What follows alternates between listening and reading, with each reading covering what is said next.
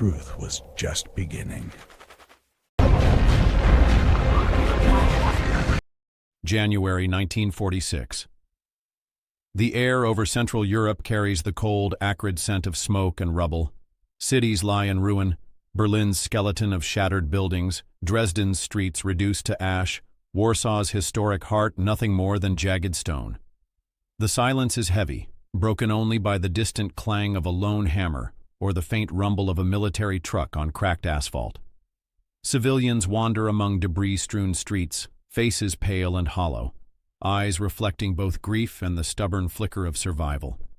Children pull tattered sleds through snow that seems untouched by warmth, while mothers sift through ruins for scraps of life, pots, clothes, letters from loved ones lost in the war's relentless tide. Yet even in the shadow of despair, subtle signs of change emerge. Steam curls from makeshift kitchens, the distant whistle of a train echoes along battered rails, and faint chatter fills streets where despair had once reigned supreme. Across the horizon, ships arrive carrying tons of supplies. From distant America, a force unlike any before in history is poised not to conquer, but to rebuild. It is here, amidst the ruins of Europe, that a new kind of power, industrial, logistical, and humane, begins to transform despair into hope. Europe, 1945.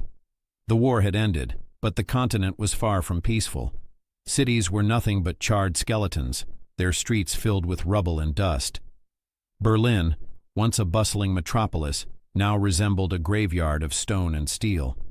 Factories lay silent, railways twisted and broken, and bridges that had carried commerce for centuries were reduced to splinters. The scale of destruction was unprecedented. Over 40 million Europeans were displaced, countless families had been torn apart, and a shadow of hunger and disease spread across the land. Germany, the epicenter of the collapse, was a country fractured not only physically but morally. The Nazi regime had crumbled, its leaders captured, executed, or in hiding. Yet remnants of its ideology lingered among shattered neighborhoods and decimated towns. Concentration camps, now liberated, revealed horrors that the world could scarcely comprehend. Survivors wandered aimlessly, haunted by loss, struggling to reconcile survival with grief. The Allied powers, United States, United Kingdom, France, and the Soviet Union, faced the enormous task of occupation and governance.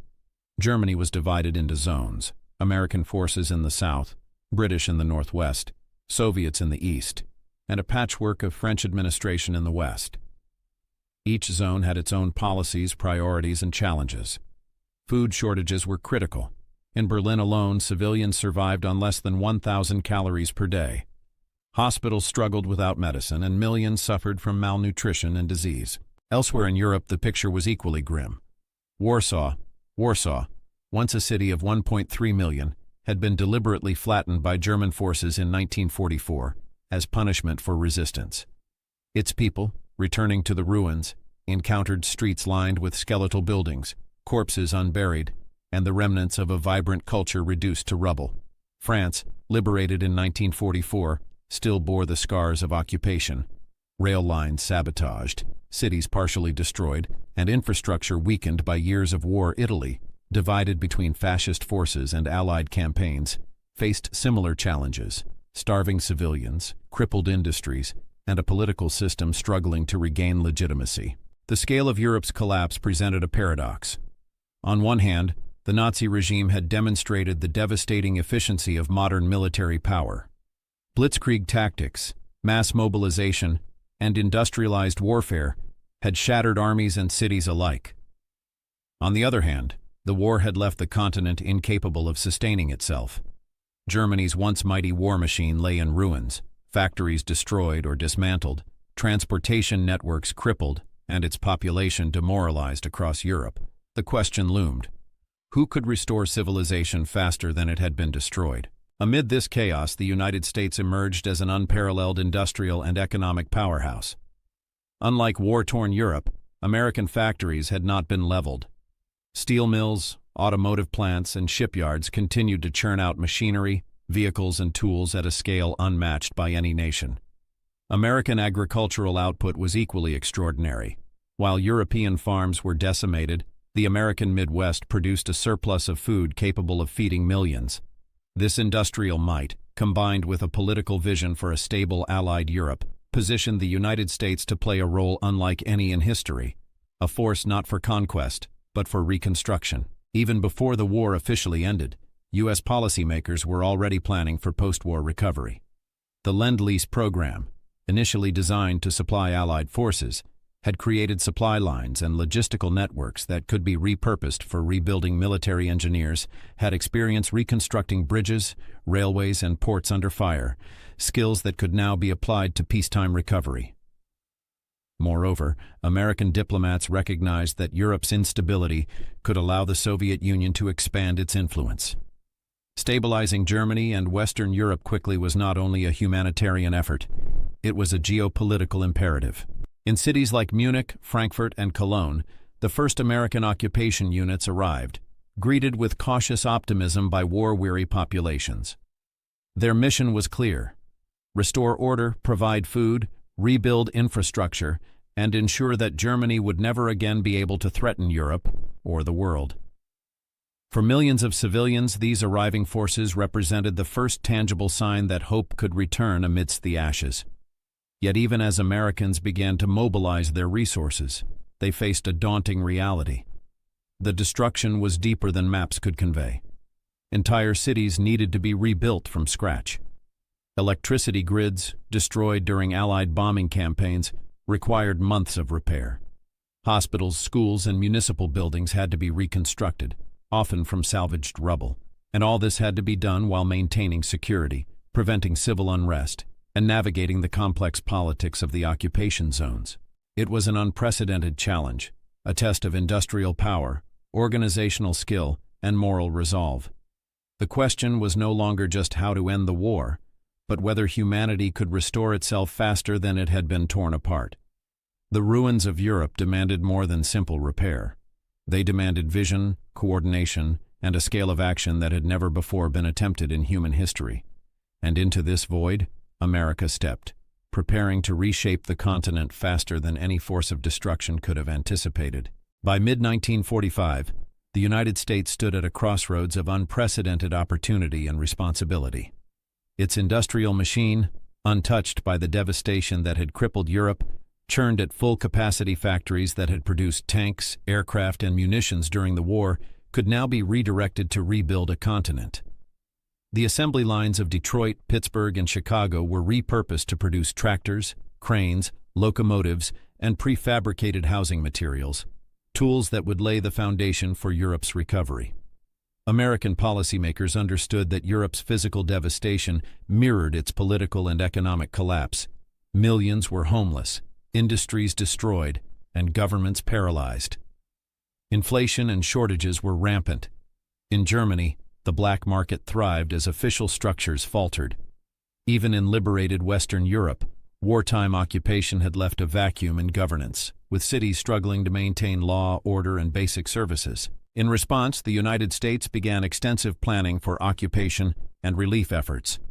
Military units were supplemented with civilian engineers, logistical specialists, and economists. Operation Safe Haven, initially designed to prevent Nazi assets from fueling post-war chaos, evolved into a blueprint for the practical reconstruction of cities and industry. By 1946, plans for a comprehensive program, what would eventually become the Marshall Plan, were taking shape. Its aim was ambitious: stabilize Europe politically, rebuild infrastructure, and restore economic productivity within years, not decades. America's advantage was not merely industrial, but logistical. The U.S. Army had already perfected the rapid transport of men and material across oceans during the war. Ports such as Le Havre, Antwerp, and Marseille, heavily damaged during the conflict, were prioritized for repair. American engineers cleared harbors, rebuilt docks, and re-established rail and road networks, creating lifelines that could carry tons of food, machinery, and fuel to cities desperate for relief. Trucks, cranes, and trains produced at home, rolled into devastated landscapes with a speed unmatched in human history. Food relief was immediate and critical. Millions of tons of American wheat, corn, and canned goods were shipped to Germany, France, Italy, and the Netherlands. American agricultural surplus fed civilians who had survived on starvation rations for months. Hospitals received medical supplies, vaccines and equipment clinics sprang up in bombed-out buildings, staffed by doctors and nurses brought in from both military and civilian sectors. The psychological impact was as important as the material aid. Europeans saw that the U.S. could deliver, not merely promise, stability. The American approach was comprehensive. Rather than simply repairing infrastructure, planners sought to modernize it. Streets were cleared and widened, bridges reinforced, and electrical grids rebuilt using contemporary technology. Factories were repaired but also redesigned to meet post-war economic needs rather than wartime production alone. In Munich, Frankfurt, and Hamburg, American engineers oversaw the installation of modern power plants, water treatment facilities, and rail systems, creating the backbone for the continent's long-term recovery. Political foresight guided these logistical efforts. Leaders like General Dwight D. Eisenhower and Secretary of State George C. Marshall understood that economic reconstruction and political stability were inseparable. Supporting democratic institutions, preventing the resurgence of extremist ideologies, and stabilizing local governments were integral to the rebuilding process. American advisors worked closely with German municipal authorities, French prefects, and Italian mayors to establish functioning administrations capable of managing reconstruction and maintaining law and order. At the same time, the Soviet Union loomed in the east, imposing a geopolitical urgency on America's actions. Berlin, divided among the Allies, became a test case. How quickly could food, energy, and governance be restored in a city deeply scarred by war? The early phases of relief, including rationing systems, fuel distribution, and clearing transportation routes, were crucial to prevent mass unrest. Success here would demonstrate that Western Europe could recover without falling into the Soviet orbit, a concern that would crystallize into the broader strategy of containment during the Cold War. By late 1945, the first tangible signs of progress began to appear. Streets were cleared, trains moved again, and electricity returned to neighborhoods once in darkness. Factories reopened under American supervision, producing goods for both local use and export. Refugees found temporary housing in repurposed military barracks or newly constructed prefabricated homes. Though the scale of destruction was enormous, the speed and efficiency of American-led recovery efforts began to reshape the continent. Yet the task was far from complete. Europe's rubble-strewn cities remained a stark reminder of the destruction that had come before. Entire generations had endured starvation, occupation, and the trauma of war. Industrial networks were patchy, political systems fragile, and social cohesion fragile. The American mission was not simply to rebuild what had been destroyed. It was to reconstruct Europe faster, smarter, and more resilient than the forces of Nazi Germany had ever built. And in that effort lay the turning point of history. The speed, organization, and scale of America's response would ultimately demonstrate that the continent could recover, not under the shadow of military occupation, but through a strategic, human-centered approach that combined logistical genius with political foresight. For the people of Europe, the arrival of American aid was nothing short of miraculous. In cities like Hamburg and Vienna, civilians had endured months, sometimes years, of hunger, exposure, and the constant threat of violence. Mothers scavenged through rubble for scraps of food. Children, pale and thin, played among bombed-out shells of buildings. The human cost of war had been staggering: over 40 million displaced persons, millions dead, entire families lost. When American trucks arrived filled with flour, canned goods, and blankets, it was not merely material relief. It was a signal that life could begin again. Workers, many of whom had spent their lives under Nazi rule or forced labor, suddenly found purpose in clearing streets, rebuilding schools, and restoring power lines. Communities began to organize around these efforts. Local citizens worked alongside American engineers, sometimes learning new construction techniques, sometimes sharing their intimate knowledge of damaged neighborhoods. Hope became tangible, and the psychological impact was profound. Survival alone could no longer define existence. Reconstruction could.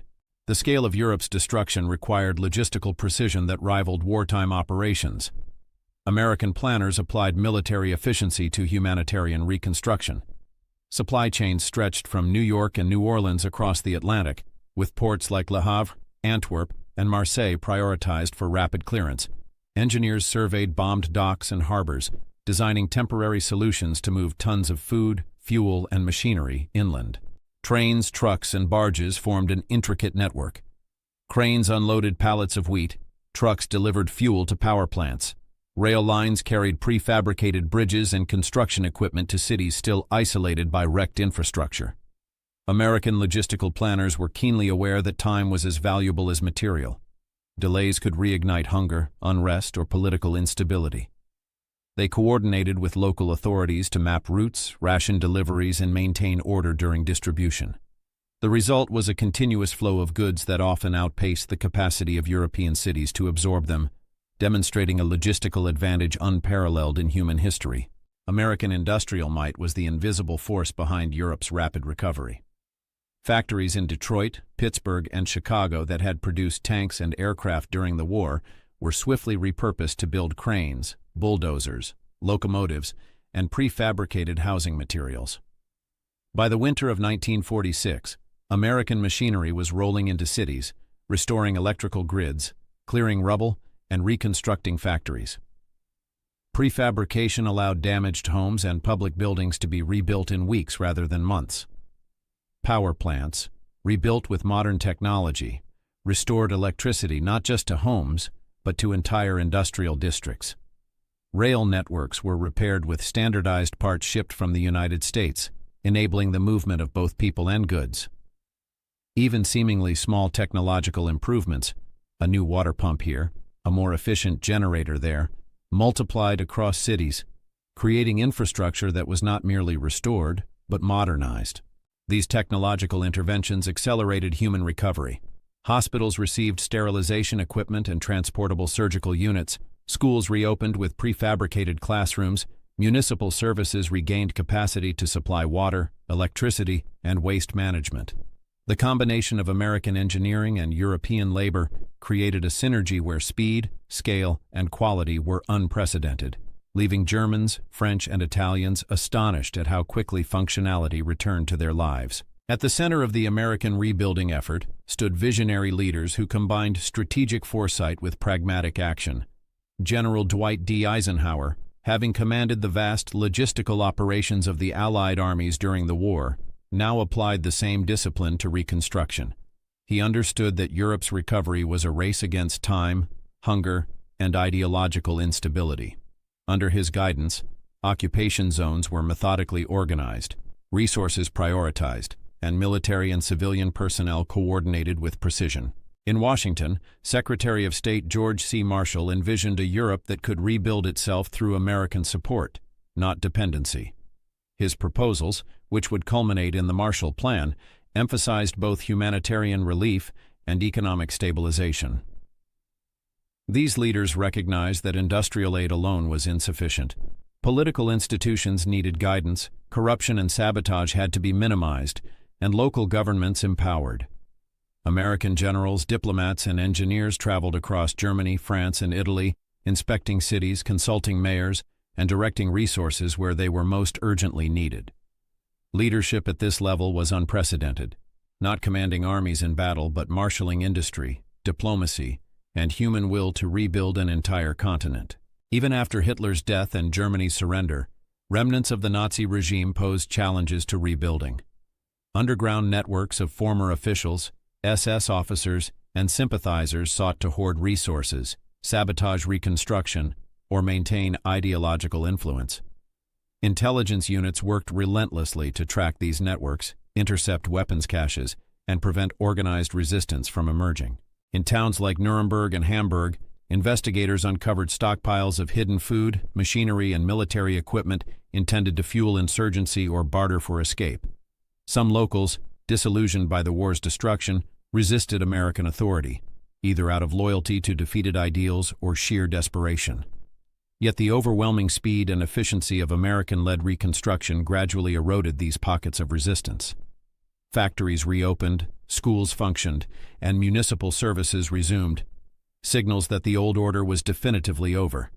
The once feared remnants could no longer assert control, illustrating how rapid rebuilding itself became a weapon against lingering Nazi influence. Beyond the immediate material and human concerns, America's rebuilding effort carried profound moral and geopolitical implications. For the first time in history, a nation had mobilized its industrial and economic power to restore a continent's shattered infrastructure without seeking conquest. It was a statement of intent. Civilization, prosperity, and governance could triumph over destruction. Geopolitically, the speed of American reconstruction shaped the emerging post-war order. While Western Europe recovered, the Soviet Union established its sphere of influence in Eastern Europe, highlighting the division that would become the Cold War. The Marshall Plan and related initiatives ensured that Western Germany, France, Italy, and the Benelux countries regained economic stability, creating a buffer against communist expansion. Moral authority and strategic advantage intertwined. The United States demonstrated that power could be exercised not only through military might, but through organized humanitarian and economic intervention. For civilians, the message was simple yet profound. War need not define the future. Food, shelter, and opportunity could replace fear and deprivation. For policymakers, the lesson was equally clear. Infrastructure, logistics, and diplomacy could achieve what weapons alone never could. And for the world, the rebuilding of Europe became a symbol of possibility, a demonstration that devastation, no matter how total, could be reversed with vision, coordination, and relentless effort. Spring 1946. Europe, though scarred, began to pulse with activity once more. In Hamburg, cranes lifted twisted steel beams from bombed-out docks, and railway lines, long silent, hummed again with the arrival of goods from the United States factories reopened under American supervision, producing textiles, machinery, and vehicles that flowed into devastated markets. For the first time in months, city streets were not empty tombs, but corridors of reconstruction, workers moving with purpose, and civilians tentatively returning to normal routines. In Berlin, the scale of the challenge was staggering. The city lay divided, with the Soviets controlling the east and Americans and British the west. Over 70% of housing had been destroyed. The electrical grid was non-existent in most districts. Food shortages threatened widespread famine. American engineers, in coordination with local administrators, began an unprecedented operation, clearing rubble, restoring water and electricity, and reopening transportation networks. Rail yards, once targets of relentless bombing campaigns, became arteries of recovery. Within weeks, trains carried coal, food, and machinery into the heart of the city, reviving neighborhoods and sparking a fragile optimism. The American effort reached a dramatic milestone with the restoration of industry in the Ruhr Valley. This industrial heart of Germany, previously the engine of Nazi war production, had been heavily bombed and largely incapacitated. American planners recognized its dual significance. Economically, it could provide jobs and resources for the German population. Strategically, its recovery would prevent unrest and counter potential Soviet influence through a combination of prefabricated industrial structures, American machinery, and skilled European labor. Key steel plants and factories were operational within months. Production of steel, machinery, and vehicles, once synonymous with war, was now redirected to rebuilding cities' infrastructure and transport networks.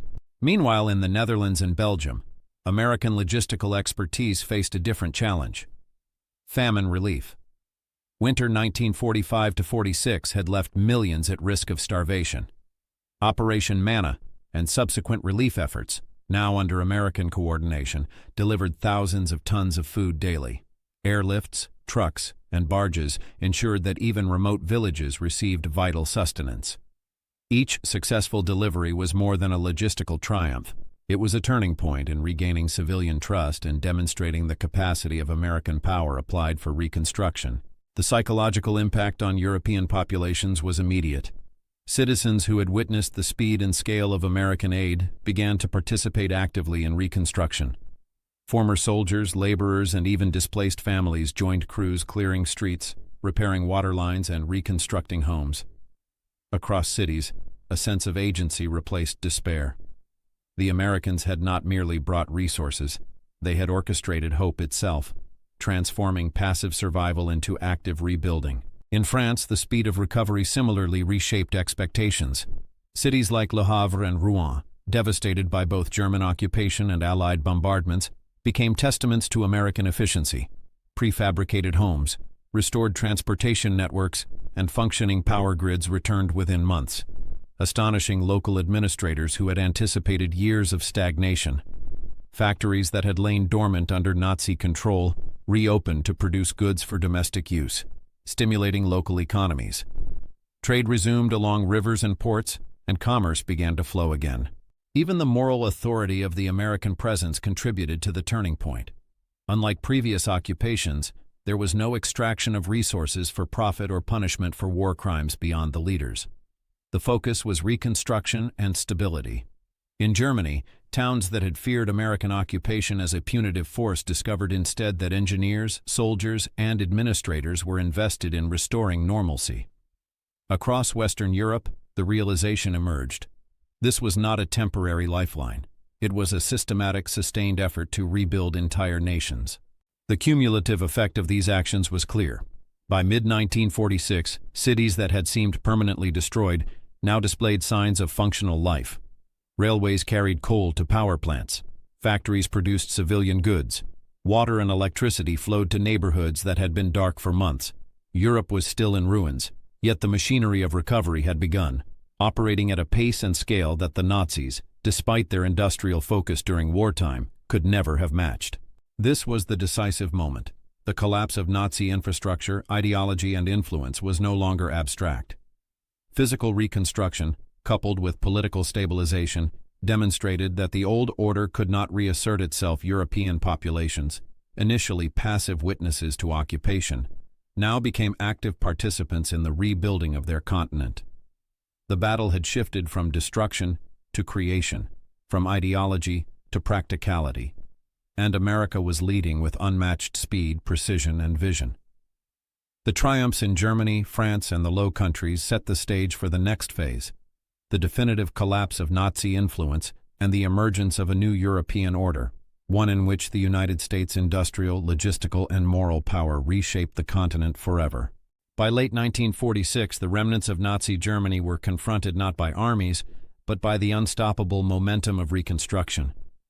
The institutions that had once enforced terror, the Gestapo, the SS, and the Wehrmacht's administrative apparatus, were gone or dismantled. What remained were fragmented bureaucracies, struggling to function amidst shattered infrastructure and growing civilian demand for basic services. In Berlin, the symbolic and practical heart of the Nazi regime, American engineers and administrators oversaw the reopening of schools, hospitals, and public offices. Electricity returned to neighborhoods that had been dark for over a year. Water flowed through pipes long clogged with debris. Factories in the industrial districts resumed production of civilian goods under strict supervision. The physical evidence was irrefutable. The machinery of the Nazi state, built to wage war, was being repurposed to restore life. Even more decisive was the collapse of morale among former Nazi officials and sympathizers. In Nuremberg, the ongoing trials of high-ranking officials exposed the extent of atrocities and the futility of resistance. Hidden stockpiles of weapons and materials, intended to fuel insurgency or prolong control, were uncovered and confiscated by occupation authorities. Any attempt to revive the old order was swiftly neutralized by the combination of American logistical superiority, European cooperation, and the sheer momentum of rebuilding. Meanwhile, the economic revival in the Ruhr Valley and the Rhineland demonstrated that Germany's industrial capacity, once a source of global domination, could now serve piece steel production, railway networks, and electrical grids, previously directed toward war, were producing goods, powering cities, and providing employment for thousands. Within months, these regions were not only functional but increasingly productive, surpassing what Nazi planners could have achieved under wartime constraints. Factories operated efficiently, prefabricated housing sprang up across devastated cities, and transportation networks allowed commerce to flow once more. The speed of Reconstruction also served as a weapon against lingering ideological influence. Communities that had lived under Nazi indoctrination were now engaged in civic rebuilding. Former youth trained in Hitler Youth programs found themselves clearing rubble, repairing water systems, and operating machinery imported from America. The tangible improvement in daily life undermined the narratives of despair and vengeance that remnants of the regime might have promoted. The ideological collapse was inseparable from the physical recovery. The faster Europe was rebuilt, the less room there was for fascist revival. In France, Italy, and the Benelux countries, American assistance reinforced the finality of the Nazi defeat. Cities once threatened by starvation, industrial collapse, or civil unrest now enjoyed restored electricity, water, and transportation. Factories were producing consumer goods, agricultural output increased, and markets reopened. The contrast between occupied Western Europe and the Soviet-controlled East underscored the magnitude of America's intervention. While the East faced tight ideological control and slower recovery, Western nations were experiencing a renaissance, proof that rapid, organized, and technologically supported reconstruction could outpace destruction and ideological control alike. Perhaps the most vivid confirmation of this turning point came during the Berlin airlift, which began in 1948 but whose foundations were laid in 1946. The Americans had already demonstrated they could organize massive logistical operations with unparalleled precision. Though Soviet blockades would later test this capacity, the planning, supply lines, and infrastructure established during the early months of Reconstruction ensured that American-led operations could overcome any obstacle. The message was clear. The logistical and industrial power of the United States could rebuild, sustain, and stabilize regions faster than any force of destruction could dismantle them. By early 1947, the decisive fact was indisputable. Germany, once a continent-spanning war machine, could no longer pose a military threat. The remnants of Nazi ideology were contained, and the physical and moral authority of the occupation, combined with American technological, logistical, and industrial power, had rendered the old order incapable of resurgent. Cities rebuilt faster than the Nazis could destroy them. Societies stabilized, and populations regained hope, dignity, and agency. The collapse was total yet methodical. It was not a dramatic battlefield surrender or the fall of a single city, but a comprehensive unraveling of an entire system, industrial, ideological, and moral. The decisive force had not been bombs or tanks but organization, logistics, and the purposeful application of industrial power to reconstruction. For the first time in history, destruction had been decisively overcome by construction, and the continent had witnessed a reversal so complete that it reshaped geopolitics, economies, and societies simultaneously. Europe's post-war turning point was now undeniable. The Nazi Empire, once feared across the globe, had collapsed forever. And at the center of this transformation stood the United States, whose industrial, logistical, and human-centered intervention had not only stabilized Europe, but established a model for how civilization could recover faster than war could destroy it. By 1947, the results of America's unprecedented reconstruction efforts were becoming unmistakably visible across Western Europe. Cities that had once been reduced to rubble now exhibited signs of functional life in Munich and Frankfurt. Factories operated at pre-war capacity, producing goods not for conquest but for civilian use. Streets were cleared of debris, tram lines hummed with traffic, and electricity flowed steadily to homes and businesses. Where despair had once dominated daily existence, a cautious optimism took root. In Germany, the Ruhr Valley became a symbol of recovery. Its coal mines and steel factories, heavily damaged during Allied bombing campaigns, were rebuilt and operational within months. Employment rose, feeding both families and local economies. Coal, once the lifeblood of Nazi war machinery, powered homes, railways, and factories, proving that industrial strength could serve creation rather than destruction. Cities across Western Germany witnessed a gradual return to normalcy. Children attended school, hospitals treated patients, and markets filled with products once scarce or unobtainable. Elsewhere, the Netherlands and Belgium experienced similar transformations. Operation Manna and subsequent American relief efforts had prevented famine and restored essential services. Farms, previously abandoned or underutilized, were replanted with the aid of American machinery and fertilizers. Harvests returned, feeding millions and reinvigorating local economies. Ports, bridges, and rail networks, all heavily damaged during the war, were restored, facilitating trade and commerce that had been impossible for years. The continent was not just surviving, it was beginning to thrive. The human impact was profound. Millions of refugees and displaced persons found shelter in repurposed barracks or newly constructed prefabricated homes. Hospitals reopened with medical equipment supplied from the United States. Clinics treated diseases that had once spread unchecked. From tuberculosis to typhus, communities regained a sense of agency. Citizens were no longer passive survivors, but active participants in rebuilding their own societies. Across France, Germany, and Italy, this combination of material aid and civic involvement created a sense of stability that had seemed unattainable just 2 years prior. Politically, the occupation zones were stabilizing. In the American-controlled regions of Germany, local governance returned gradually, with mayors, municipal councils, and administrative offices resuming operations. Training programs for civil servants ensured that cities could manage public services independently while still coordinating with occupation authorities. Democracy, suppressed under Nazi rule, was slowly taking root in civic life. Courts reopened, legal systems resumed, and municipal policies encouraged public participation. The political landscape, once dominated by fear and authoritarian control, began to reflect a new order, one where reconstruction and governance went hand in hand. Economically, the scale of America's intervention was unprecedented. Within months, industrial output in key regions exceeded pre-war levels. In some sectors, railways and waterways carried raw materials and finished goods, stimulating trade and commerce. Banks reopened, credit systems stabilized, and local markets began to function.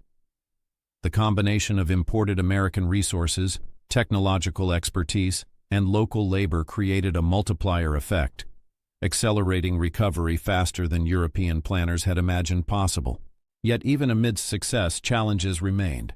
Housing shortages persisted, infrastructure in rural areas lagged behind urban centers, and the psychological scars of war were deep. Hunger and poverty did not vanish overnight. But the trajectory was clear. The continent was moving from survival to growth, from ruin to recovery, and the decisive factor was American intervention. The machinery, planning, and human resources deployed by the United States had ensured that Europe's physical and social fabric could be rebuilt faster than it had been destroyed. The tangible outcomes, the restored factories, functioning cities, and renewed economies, set the stage for long-term transformation. Recovery was not merely cosmetic, it was structural.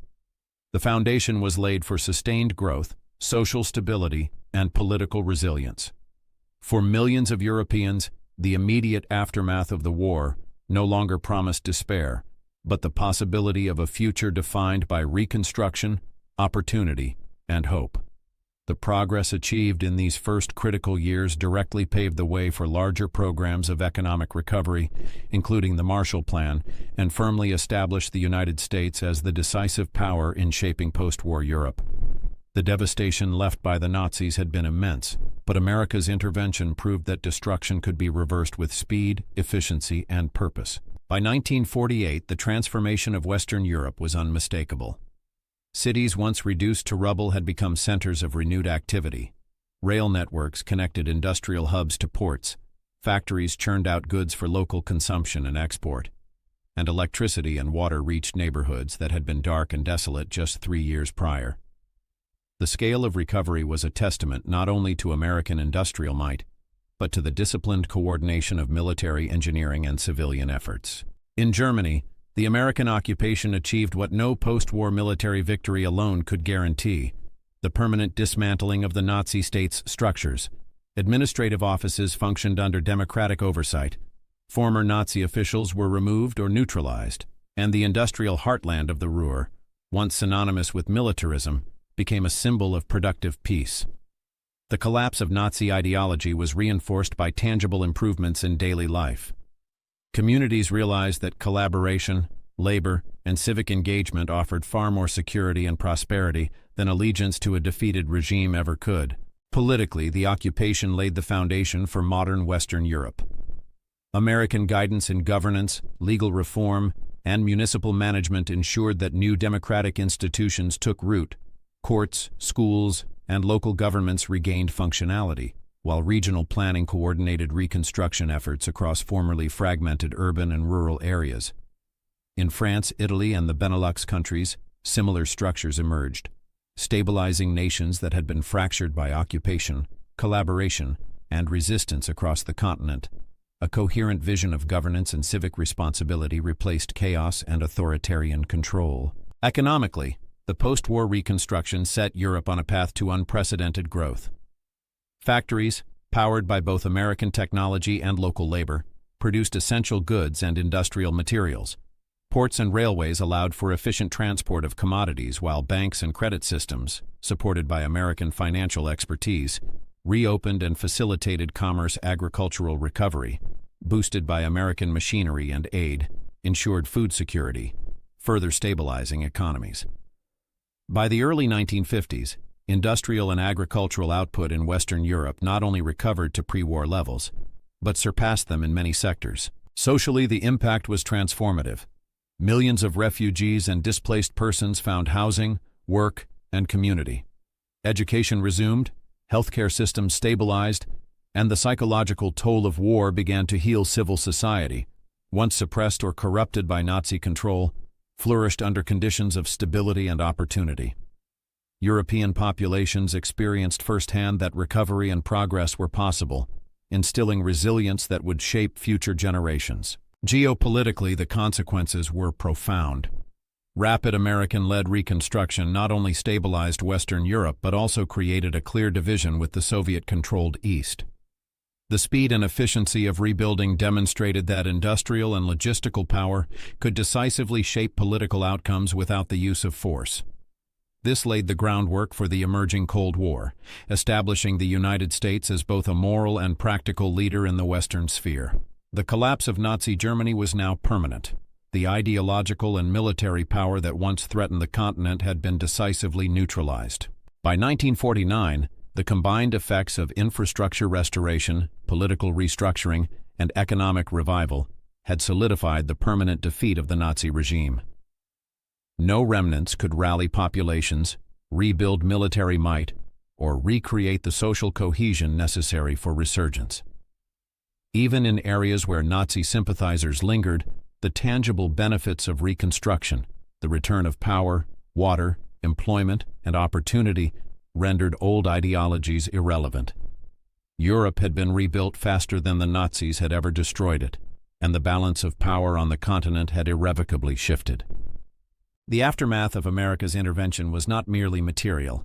It reshaped the very possibilities of European life. Societies emerged stronger, more resilient, and aligned with democratic and industrial principles that would guide the continent for decades. The collapse of Nazi Germany, once an abstract consequence of military defeat, became a lived reality reinforced by functioning cities, thriving economies, and stable governments. The ruins of war had been transformed into foundations of lasting peace and prosperity. The stage was now set for reflection, a calm philosophical consideration of what this extraordinary feat of reconstruction meant for humanity, technology, and the future of civilization. In the quiet aftermath of destruction, Europe began to breathe again. Cities once reduced to rubble now hummed with life. Railways carried goods and people. Factories produced not instruments of war, but tools of everyday life, and neighborhoods that had known only despair saw children play in streets restored to order. The transformation was both physical and moral, a testament to what humanity could achieve when vision, organization, and resources converged with purpose. America's role in this recovery was unprecedented. Never before had a nation harnessed its industrial and logistical power to rebuild a continent faster than it had been destroyed. Ships, trains, and trucks delivered not only food, machinery, and housing, but also hope. Engineers, planners, and diplomats worked alongside European civilians to restore life in cities and towns, proving that construction could triumph over destruction, and that moral authority could be reinforced by tangible action. The collapse of Nazi Germany was total and permanent, yet it was not achieved solely through military might. It was cemented by reconstruction, by providing people with the means to live, work, and govern themselves. Ideology crumbled not under guns alone, but under the weight of progress and human resilience. Where war had annihilated, rebuilding restored. Where fear had reigned, opportunity and agency took root. This extraordinary episode offers a lesson beyond borders and eras. Civilization can recover faster than devastation if vision is paired with execution, and power is wielded not only to conquer, but to restore Europe's revival, led by American industry, diplomacy, and organization, reshaped geopolitics, stabilized populations, and demonstrated that even the darkest ruins can give rise to hope. In the end, the ruins of Europe were more than a memory of war. They became a monument to human ingenuity, moral responsibility, and the enduring possibility that societies, even when shattered, can rise again, stronger, wiser, and more resilient than before. May it please the tribunal, we submit this captured record, which details the planned extermination of millions.